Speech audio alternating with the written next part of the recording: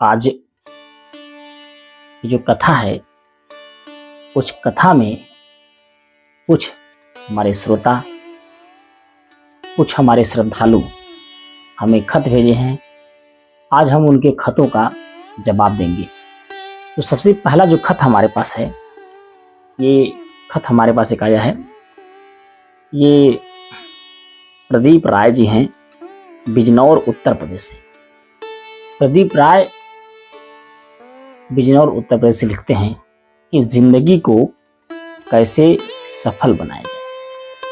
इनका प्रश्न है, जिंदगी में अपने जिंदगी को कैसे सफल बनाएं, जिंदगी में कैसे खुश रहें। तो प्रदीप जी, हम चाहते हैं कि सबसे पहले जिंदगी को सफल बनाने के लिए खुद पर कार्य करना पड़ेगा, खुद को बदलना पड़ेगा। और खुद को तभी बदल पाएंगे जब आप कोई कार्य नियमित रूप से करेंगे। सबसे पहले अपने जीवन में समय की आवश्यकताओं को समझें। समय क्या है, समय कब बदलता है, समय की उपयोगिता कैसे करें। सबसे पहले अपने आप को समय में ढालने का प्रयास करें। छोटी छोटी गलतियों को अपने अंदर से निकालने का प्रयास करें। जिंदगी सफल कहीं से बनकर नहीं आती है, उसे खुद बनाया जाता है।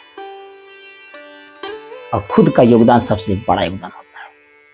अपने आप में संयम रखिए, धैर्य रखिए, बल रखिए, साहस रखिए।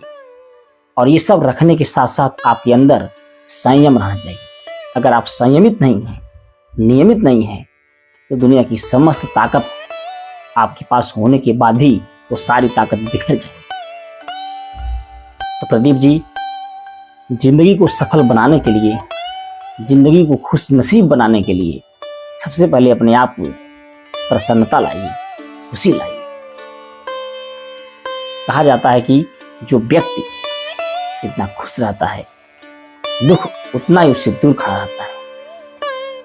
एक उदाहरण हम आपको देना चाहते हैं। अगर आप रामायण पढ़े होंगे तो उसमें बताया गया है कि भरत जहां रहते हैं, पाप उसके दरवाजे पर हाथ जोड़ के खड़ा रहता है कि भरत जी यहां से जाएं तो मैं यहां प्रवेश करूं। इतना पाप भी डरता था भरत लाल से उनके पास आने से। तो जिंदगी को सकुशल बनाने के लिए नियमित रहें, संयमित रहें, धैर्यवान रहें, शांत प्रिय रहें। दूसरे की बात को सुनने की क्षमता रखें। क्या गलत है, क्या सही है, उसका आकलन करने की क्षमता रखें।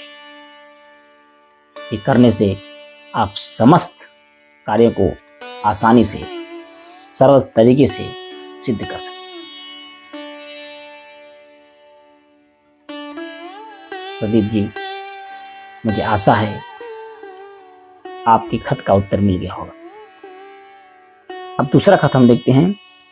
ये खत आया है भृगुनंदन महाराज। महाराज जी, सबसे पहले आपको प्रणाम। भृगुनंदन महाराज जी हैं, ये उत्तराखंड से लिखते हैं, ऋषिकेश से। इनका प्रश्न है कि मनुष्य बहुत जल्दी घमंडी क्यों बन जाता है। चलिए, मनुष्य बहुत जल्दी घमंडी क्यों बन जाता है, बहुत बड़ा क्वेश्चन है, इस पर ध्यान देंगे। जब प्रभु श्री राम 15 वर्ष के हो गए तो उन्हें गुरु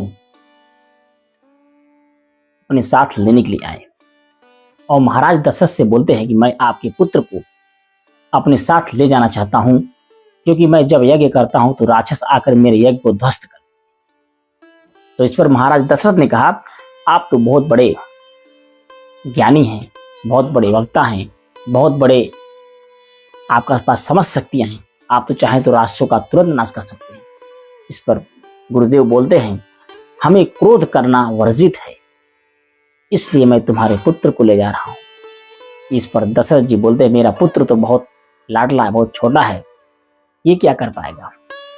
इस पर गुरुदेव बोलते हैं, आपके पुत्र के पास बल है, साहस है, धैर्य है, संपत्ति भी है, और सबसे बड़ी बात है कि इसके अंदर संयम है। चारों चीजें होने के बाद ये संयमित है, इसलिए ये आगे चलकर मर्यादा कहलाएगा, मर्यादा पुरुषोत्तम श्री राम कहलाएगा। तो भृगुनंदन महाराज जी हम ये बताना चाहते हैं, यदि व्यक्ति के पास बल, पराक्रम करने का साहस, बुद्धि यानी विवेक, धैर्य और संपत्ति, इन चारों में से कोई एक चीज आ जाता है तो व्यक्ति घमंडी हो जाता है, पागल हो जाता है, उसे संभाल नहीं पाता है। इस वजह से व्यक्ति घमंडी हो जाता है। आपके पास कोई भी चीज अधिक मात्रा में होती है, उस पर संयम रखने की कृपा करें, काबू रखने की कोशिश करें। बल है तो उसका सही तरीके से इस्तेमाल करें, बुद्धि है समाज में इस्तेमाल करें, धैर्य है लोगों को धैर्य के बारे में बताइए, संपत्ति है उसका इस्तेमाल सबके बीच में करिए। इतना करने से आपके अंदर लोभ, मोह और घमंड का पाप अचानक गायब हो जाएगा। भृगुनंदन महाराज जी, मुझे आशा है आपको भी अपने सवाल का उत्तर मिल गया होगा कि घमंडी व्यक्ति क्यों बन जाता है। व्यक्ति के पास संपत्ति, व्यक्ति के पास बल, व्यक्ति के पास धैर्य, व्यक्ति के पास साहस आ जाता है, कहीं न कहीं उसके अंदर घमंड जन्म ले, क्योंकि हम संयमित नहीं हैं, हमारे अंदर संयम नहीं है। जब तक आप संयमित नहीं होगे तब तक आप कुछ नहीं कर पाएंगे। सबसे पहले अपने आप को संयमित करिए, उसके बाद समस्त ताकत आपके चरणों में होगी।